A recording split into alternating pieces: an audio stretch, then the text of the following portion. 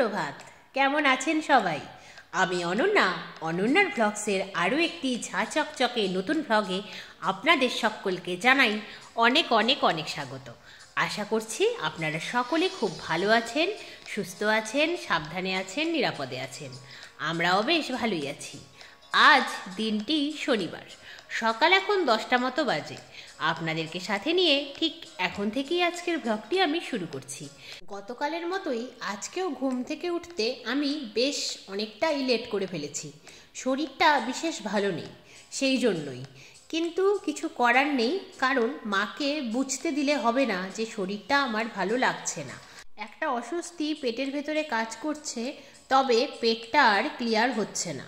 2 তারিখে ভোর রাত থেকে সারাদিন 8-10 বার ওয়াশরুমে গিয়েছিলাম, তবে গতকাল থেকে এখনো পর্যন্ত একবারও ওয়াশরুমে যাওয়ার প্রয়োজন বোধ হয়নি, কারণ পেটটা ক্লিয়ার হওয়ার কোনো নামই নেই।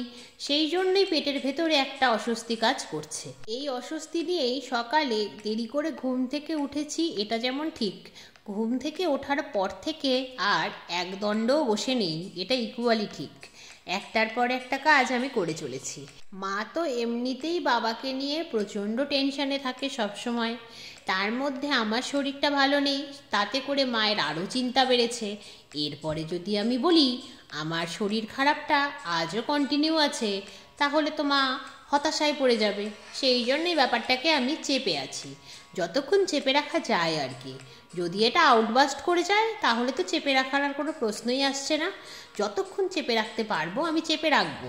আমি জানি হয়তো এটা আমি ঠিক করছি না, কিন্তু আমি বড় অসহায়, আমার সত্যি কিছু করার নেই। আমার বাবা একজন ডিমেনশিয়ার পেশেন্ট হওয়ার জন্য তাকে তো সবসময় চোখে চোখে রাখতেই হয়, তাকে নিয়ে হাজারো প্রবলেম বাড়িতে ফেস করতে হয়। বুঝতেই পারছেন, একজন মেন্টালি ডিসব্যালেন্সড পেশেন্টকে নিয়ে বাড়িতে থাকলে যা হয় আর কি। তার মধ্যে যদি আমিও অসুস্থ হয়ে বিছানায় শুয়ে থাকি, তাহলে তো মায়ের নাকের জলে চোখের জলে হবে। তার মধ্যে মা একজন অস্টিওআর্থারাইটিসের পেশেন্ট, তাই মায়ের সমস্ত শরীরে ব্যথা, প্রতিটা হাড়ে ব্যথা, আর শীতকাল এলে সেই ব্যথার পরিমাণ বাড়ে বই কি। সব মিলিয়ে একটা অদ্ভুত পরিস্থিতি। তার মধ্যে আমি সুস্থ থাকলে একরকম, আমার সে হাতের ব্যথাটা তো কমেইনি। আপনাদেরকে তো বেশ কিছুদিন আগে একটি ভ্লগে দেখিয়েছিলাম যে হোমিওপ্যাথি ডক্টর রুনা পারভিনের খোঁজ নিতে গিয়েছিলাম। সেখান থেকে জানিয়েছিল নতুন বছরে যাতে আমি কল করে শিওর হই যে কবে বসবেন, সেই মতো গিয়ে নিজের নামটা লিখিয়ে আসি। আজকে ধরলে 3 দিন ধরে কল করছি, কল রিসিভ করার কোনো নামই নেই। আর শরীরটা এতটাই খারাপ যে গিয়ে নাম লেখাবো সেই পরিস্থিতিও নেই। সব মিলিয়ে একটা অদ্ভুত পরিস্থিতির সৃষ্টি হয়েছে। এই হাত ব্যথাটা ভীষণই ভোগাচ্ছে, আর তার মধ্যে নতুন বছর পরে কোথায় আনন্দে ফুর্তিতে থাকবো তা না, পেটের সমস্যা শুরু হয়ে গেল। সচরাচর দেখতে গেলে আমার কিন্তু পেটের সমস্যা হয় না, পেটের সমস্যায় আমি ভুগি না। আমার জেনারেলি হয় অ্যাস্তমা অ্যাটাক, বাড়াবাড়ি রকমের শ্বাসকষ্ট, তার সাথে হয় জ্বর, কাশি, সর্দি, এইসব। যেমন মানুষের সব কিছু সয়ে যায়, এই অসুখগুলো যেহেতু আমার প্রায়শই হয়, তাই এই অসুখগুলো আমার সয়ে গেছে জানেন। হঠাৎ করে এই পেটের প্রবলেম শুরু হওয়াতে আমি অস্থির হয়ে যাচ্ছি। কিন্তু এই একটাই ব্যাপার, বুঝতে দিলে হবে না, তাহলেই মুশকিল। সেই জন্যই বুঝতে না দিয়ে সকাল থেকে একটার পর একটা কাজ আমি করে চলেছি। কিন্তু ওই যে আপনারা রয়েছেন আমার বন্ধু, আপনাদেরকে জানালাম, মনটা একটু হালকা লাগছে জানেন। সত্যি শরীরটা ভালো নেই, কিন্তু কিছু আমার করার নেই, আমি ভীষণ অসহায়। যাই হোক, দেখুন আপনাদের সাথে গল্প করতে করতে অনেকটা কাজ কিন্তু আমি আজকের এগিয়ে ফেললাম। আজকে সকালে উঠে ব্রাশ করে ফ্রেশ হয়ে মা মেয়েতে মিলে চা পর্ব সেরে তারপর যথারীতি বেডটাকে গুছিয়ে নিয়েছি। আজ যেহেতু সকাল থেকেই দারুণ রোদ উঠেছে, তাই কম্বলটাকে কষ্ট করে ছাদে নিয়ে গিয়ে রোদে দিলাম। গরম হবে, বেশ ভালো লাগবে ঘুমানোর সময়। সেই জন্যই তারপর ঘরের আসবাবপত্রগুলো ক্লিন করলাম। গতকালের আধা ভেজা হয়ে সিঁড়িঘরের দড়িতে মেলে রাখা জামা কাপড়গুলোকে ছাদে রোদে দিলাম। তারপর যথারীতি নিচে এসে শুরু করে ফেললাম আজকে রান্নাবান্না। আজ যেহেতু শনিবার, আজ তো ভেজ খাওয়ার দিন, তাই আজকের মেনুতে শিম পোস্ত, মেথির শাক, বেগুন বড়ি দিয়ে ভাজা, আর আলু, বড়ি, বেগুন, ফুলকপি দিয়ে একটা নিরামিষ ঝোল। ব্যাস এইটুকুই। রান্নাবান্না শুরু হওয়ার কিছুক্ষণের মধ্যেই সান্ত্বনা দিদি চলে এলেন। যেহেতু আজ যেটি রান্না হবে তার সবজি আগের দিন বলতে গতকালই কেটে ফ্রিজে রাখা ছিল, তাই রান্নাবান্না শুরু করতে বেগ পেতে হয় না। আজ সান্ত্বনা দিদি যে সবজিটি কাটছেন সেটি হলো আগামীকাল কি রান্না হবে সেই সবজিটি। ভাবতে পারছেন, আজকেই ফিক্স করে ফেলেছি আগামীকাল আমি কি খাবো। এদিকে আমার পেটের পরিস্থিতি বিশেষ ভালো নয়, তা সত্ত্বেও আমি আবার প্ল্যান করছি। কি পরিস্থিতি আমার! হ্যাঁ, যাই হোক, রান্নাবান্না চলাকালীনই হঠাৎ করে বাইরে থেকে একজন গোমাতার স্বর শোনা গেল। তাড়াহুড়ো করে বাইরে বেরিয়ে গেলাম, এদিকে ওদিকে অনেকটাই খুঁজলাম, কিন্তু গোমাতার দেখা কিন্তু আমি পেলাম না। উল্টে আয় আয় বললাম যেহেতু, পাড়াতে যত ছোট বড় ডগি ছিল, স্ট্রিট ডগস, তারা সবাই চলে এলো। বাড়ির সামনে এসে প্রথমে দাঁড়ালো, তারপরে বসে পড়লো, বোঝাতে চাইলো কিছু খেতে দাও।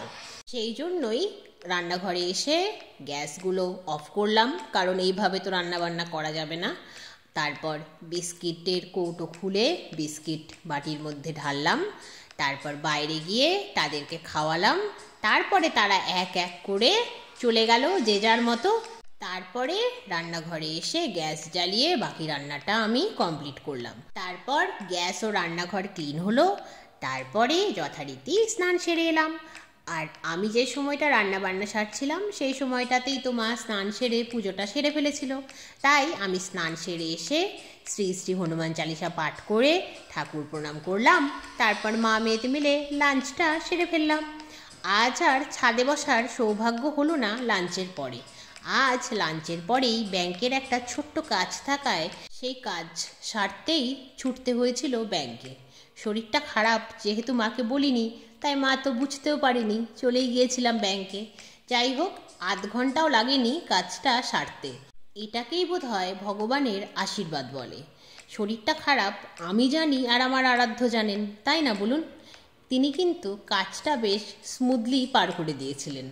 তারপর বাড়িতে এলাম, যথারীতি মায়ের সাথে ছাদে গেলাম। ভিজে জামা কাপড়গুলোকে সিঁড়ি ঘরের ভেতরে থাকা দড়িগুলোতে মেলে দিলাম। শুকনো জামা কাপড়গুলো নিয়ে নিচে নেমে এলাম। গতকালই যেহেতু গাছগুলোতে জল দিয়েছিলাম, তাই আজ খেয়াল করে দেখলাম সমস্ত টবের মাটি ভিজে, তাই আজ আর গাছে জল দেওয়ার প্রয়োজন পড়ল না। তাই নিচে নেমে এলাম, কিছুক্ষণ অপেক্ষা করলাম। সন্ধে হতেই সন্ধে প্রদীপটাও দেখিয়ে নিলাম। তারপরে মা বলছে আজকে আর সান্ধ্যকালীন চা না বানিয়ে আজকে চল কফি খাই। আমি বললাম ঠিক আছে, চলো তাই খাই। যেহেতু মাকে বলা হয়নি আমার প্রবলেম আছে, তাই মাকে আর কিছু বলতে পারলামও না। অগত্যা কফি বানিয়েই ফেললাম। তারপর ভাবলাম কফির সাথে বিস্কিট না খেয়ে কেক খাই। সেদিন যে কেক নিয়ে এসেছিলাম, সেদিন বলতে 1 জানুয়ারি, তারপর তো সেই কেকটি খাওয়াই হয়নি পেটের প্রবলেমের জন্য। তাই যথারীতি কেকটা পিস পিস করে কেটে ফেললাম, আর মা মেয়েতে মিলে কফি দিয়ে এনজয় করলাম। আর মায়ের আজকে আবার সন্ধে থেকেই ভীষণ কোমরটা যন্ত্রণা করছে, তাই একটু করে বসছে, একটু করে শুচ্ছে, এই করছে। এইভাবেই ভালো খারাপ অসুখ বিসুখ নিয়েই চলছে একটা একটা করে দিন। আর কি করা যাবে বলুন, এইভাবেই চলতে হবে। তাহলে আজকের মতো এই পর্যন্তই। আবার আপনাদের সঙ্গে দেখা হবে খুব শিগগিরই অন্য একটি নতুন ব্লগে। ততক্ষণ সবাই খুব ভালো থাকবেন। আজকের ব্লগটি কেমন লাগলো জানাবেন, ভালো লাগলে একটি লাইক করে দেবেন। আর যদি আপনি চ্যানেলে নতুন হন তাহলে চ্যানেলটিকে সাবস্ক্রাইব করে আমার বন্ধু হয়ে যাবেন। আজকের মতো তবে আসি, গুড নাইট, টাটা।